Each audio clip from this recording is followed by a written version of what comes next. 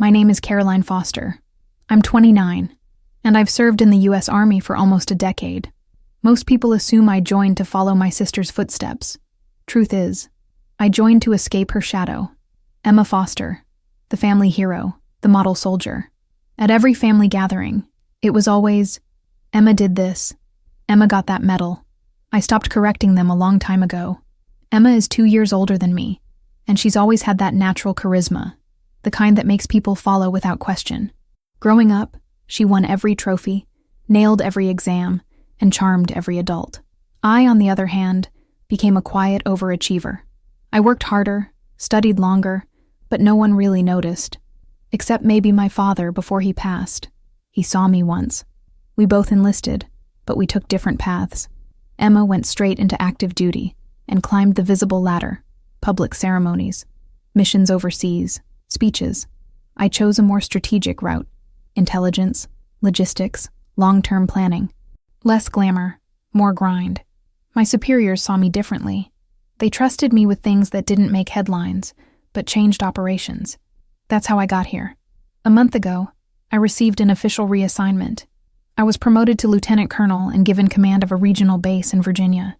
I didn't tell anyone, not out of secrecy, but because I wanted to walk in clean. No expectations, no legacy, no sisterly comparisons. When I read the roster, I froze. Emma's unit was stationed there. She would be reporting to me. It took me days to decide if I'd attend the ceremony. It was the unit's recognition day. Awards, honors, promotions. Emma sent a casual text. "Hey, you should come down if you can. Just don't embarrass me in front of everyone, okay?" LOL. I smiled at the screen for a long time. She had no idea. I booked my flight the next morning. The base was like any other. Clean lines, proud flags, controlled bustle. As I stepped off the car, I adjusted my uniform. The air was thick with early summer heat and a low hum of anticipation. Soldiers moved briskly across the courtyard. I spotted her through a window, laughing with her squad. She looked so at ease. It stung, unexpectedly. I waited outside until my name was called. The master sergeant read it slowly, as if unsure. Then he stood straighter. The room inside hushed. I could hear the shuffle of chairs, a cough, a shoe tapping. Then, Lieutenant Colonel Caroline Foster. Welcome. I pushed the door open and stepped in. Time stretched for a second. Emma turned. Her smile froze. Her hand, which had been mid-gesture, dropped slightly. Her eyes locked on the bars on my shoulder. Confusion flickered first. Then recognition. Then pride? Maybe. But it was quickly replaced by discipline. She stood. And then, one by one, every soldier in that room stood with her. The air was thick with formality. I walked slowly to the front, every boot click echoing louder than it should have. I didn't look at her directly. I focused on the flag behind the podium. The salutes came like a wave. I returned them, steady and composed. For the first time in my life, I wasn't just Emma's younger sister. I was her commanding officer. That night, in my temporary quarters, I sat by the window and thought about everything that led to this moment. I remembered our childhood fights, our teenage silences, the way she used to brush off my achievements like they were cute hobbies. I wasn't angry anymore, just tired and maybe ready. This base, this command, it wasn't just a job. It was my turn to lead. The morning after the ceremony, I walked through the barracks before sunrise. I liked seeing a base before it woke up, the quiet discipline, the calm before movement. A few early risers nodded as I passed. I could feel the weight of new eyes on me, not just as a new commander, but as her sister. Whispers would come. They always do. At briefing, Emma sat 2 rows back. Her posture was perfect, her expression unreadable. When I called her name, she answered with crisp precision. "Yes, ma'am." No smile, no recognition. I expected that. I kept my tone even and formal. In this room, I wasn't her sibling. I was the person in charge of her future missions, and she knew it. After the meeting, I caught her in the hallway. "Walk with me," I said. She hesitated a beat, then matched my pace. We moved in silence for a while, boots in rhythm. Then she spoke. "Did Mom know?" I shook my head. No one did. She didn't answer, just exhaled sharply through her nose. I wasn't sure if it was annoyance or relief. I didn't mean what I said in the text. she muttered. I was just joking. I looked at her. I know. Another pause. Then, congratulations. The word felt heavy, like it cost her something. I nodded but didn't thank her. There was too much between us still. Too much unsaid. We reached the outer fence and stopped, the sun breaking low across the field. That afternoon, I reviewed files and unit records. Emma's performance reports were flawless. Commendations, team leadership, cross-training in 3 specialties. On paper, she was everything command wanted. But something about the notes from her last supervisor stood out. Shows potential for growth through humility. That line stuck with me. Maybe they saw what I had seen for years. Later that week, I met with the squad leaders one-on-one. Some were curious, others cautious. Lieutenant Harris, Emma's direct second, was blunt. Ma'am, there's been talk. People think there's favoritism coming. I looked him in the eye. Then they'll see very quickly they're wrong. He nodded. Good. She's earned her spot here. She doesn't need shortcuts. That night, Emma knocked on my door. I hadn't expected her. She held a bottle of Gatorade in a folder. Thought you might want this, she said. Inside were reports I hadn't requested yet. Prep work for next month's rotation. Efficient. Smart. Typical Emma. Thanks, I said. She lingered at the doorway. Do you ever feel like we switched places? She asked softly. What do you mean? I asked. She looked down. You used to be the quiet one. The one no one noticed. Now, everyone's looking at you. And I'm the one adjusting. I didn't know what to say. For once, her confidence had cracked a little. I offered a seat, but she shook her head. I'm not used to not being in control, she added. Then she left. I stayed up late that night. Her words echoed louder than I wanted them to. Maybe that was the heart of it. We were both strong, but in opposite ways. And now the roles had reversed. I didn't want to take anything from her, but I wasn't going to dim my light anymore either. Not after all I'd built on my own terms. By week's end, the base felt different. Orders moved cleaner, routines tightened. My leadership style was quiet but firm. I didn't raise my voice. I didn't micromanage. I listened. People noticed. And Emma slowly began to adjust too. I saw her joking again in the courtyard, leading drills with calm confidence. But now she sometimes looked over at me, not with rivalry, but recognition. 2 weeks into my command, the summer heat settled over the base like a second uniform. Heavy, inescapable. Daily routines became tests of stamina, and tempers flared more easily. I kept close to the ground, making rounds, checking in, showing presence. I wasn't interested in being the kind of leader who sat behind a desk all day. I wanted them to see me work. I wanted Emma to see it too. Respect, I believed, had to be earned daily, no matter your rank. During a morning inspection, I noticed a new recruit struggling with her bootlaces. Instead of scolding, I knelt down and helped her retie them properly. Emma watched from a distance, arms crossed.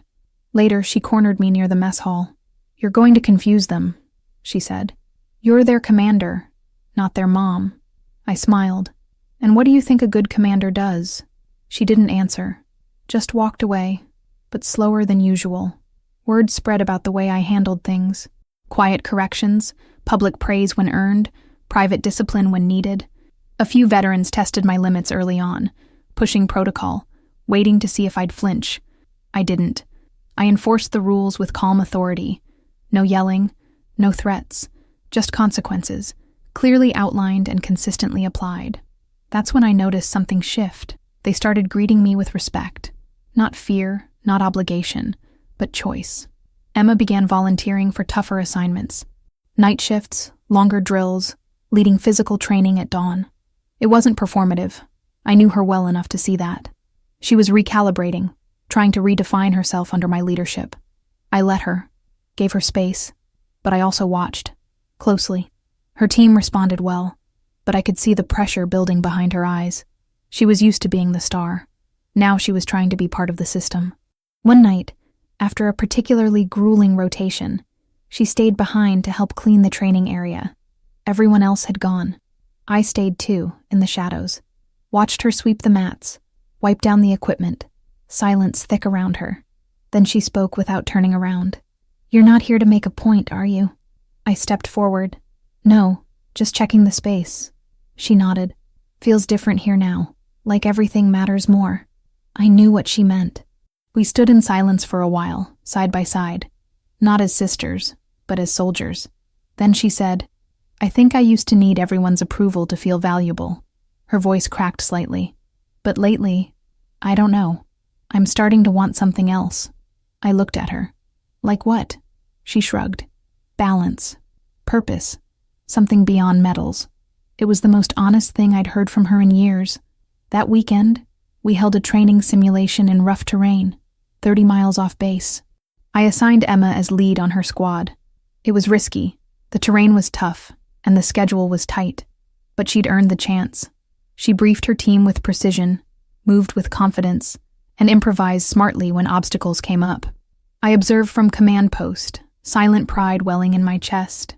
She was growing, not just performing. After the exercise, we debriefed in the open tent. Emma stood before her squad, sweat-soaked but steady, reviewing every detail. She praised others more than herself, highlighted teamwork over individual performance. I caught Harris looking at her with new eyes, maybe even admiration.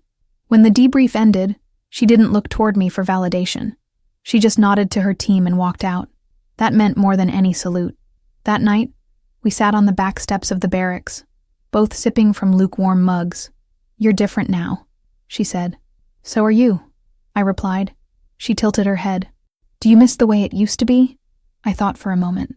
"Sometimes, but I think we're finally becoming who we were meant to be, and that's better." She didn't argue, just leaned back and looked at the stars. For the first time in years, we talked without walls, about Dad, about childhood, about the things we never said. No rank, no uniforms, just voices in the dark, finally meeting halfway. It wasn't dramatic.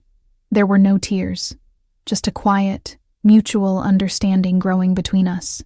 She didn't need to be the perfect daughter anymore, and I didn't need to hide in her shadow. We were both rewriting who we were and who we could still become. The ceremony came 3 weeks later, a formal event to recognize leadership transitions and outstanding unit performance. I hadn't planned to speak, but the base commander insisted. "They need to hear from the person who shaped this shift," he said. I stood at the podium, the room silent, eyes on me. I could feel Emma's presence in the front row, steady and calm. My voice was firm, but honest. "Leadership isn't about titles," I began. "It's about how we show up, even when no one's looking." I spoke about change, about unseen effort, about building trust brick by brick. I didn't mention my sister by name. I didn't need to. Those who understood, understood. When I stepped down, the applause was genuine. No forced courtesy, just a collective moment of acknowledgement. Emma didn't rush me after the event. She waited, let others pass, then came over. "Nice speech," she said simply. "Thanks," I replied. "You earned it." Then she added, "So did you." 2 days later, she received orders for reassignment, a leadership program overseas. A step up, a fresh challenge. She came to my office before leaving. "I asked for it," she said. "I think I'm ready." I looked at her, not as her superior, not as her sister, but as someone who'd walked a parallel road. "You are," I said. She stood at attention, then saluted. I returned it. No words after that, just respect, real, earned respect. Watching her drive away, I felt something loosen inside me. Not sadness, not pride, something in between. The chapter we'd both clung to was closed now. We had outgrown the rivalry, the silence, the need to prove something to each other. She had her path, I had mine, and yet, we were no longer walking in opposite directions. We were side by side, even miles apart. The base ran smoothly in the weeks that followed. There were new recruits to guide, new drills to plan. The rhythm returned, familiar and strong. But I moved differently now, less guarded, more present. My command wasn't about control. It was about clarity, and about legacy. The kind you build not in medals, but in people. That's what Emma helped me see, without even realizing it. One afternoon, a younger lieutenant knocked on my door. "Ma'am, if you have a minute." She hesitated, nervous. I wanted to ask, "How do you lead without making it about you?" I smiled, motioned her to sit. "You make it about them," I said. "Their growth, their safety, their potential. The rest follows." She took notes quickly. I saw a little of myself in her. Hungry, quiet, observant. Maybe one day she'd sit in this chair too. I wrote Emma a letter that weekend. Handwritten, not emailed. I told her I was proud of the woman she was becoming. Not because of rank or duty, but because she had learned to see beyond herself. I told her I was grateful for the challenge she represented, and for the way she unknowingly shaped me. We grew up in the same house, I wrote, but we became soldiers in different ways, and I think we both turned out okay. The reply came 10 days later. Just one sentence. Funny how I spent years trying to lead, and only now do I understand what following really means. I read it twice, then placed it in my drawer. That sentence said more than paragraphs ever could. She understood, and in her understanding, we found peace, not from forgetting the past, but from finally owning it together. Months passed. New missions came. Faces changed. The work continued. And yet, the story of those few weeks stayed with me. Not just because of Emma, but because of what it revealed about me. I had always been capable. I just needed the right moment and the right mirror to see it. Command didn't change me. It revealed me. Now every time I walk past the courtyard where that first salute happened, I remember her face. Not shocked, not small, just aware of who I was, who I had always been, and who we both could still become. We used to compete, now we build. Different strengths, same mission. Finally, not in anyone's shadow, just standing side by side.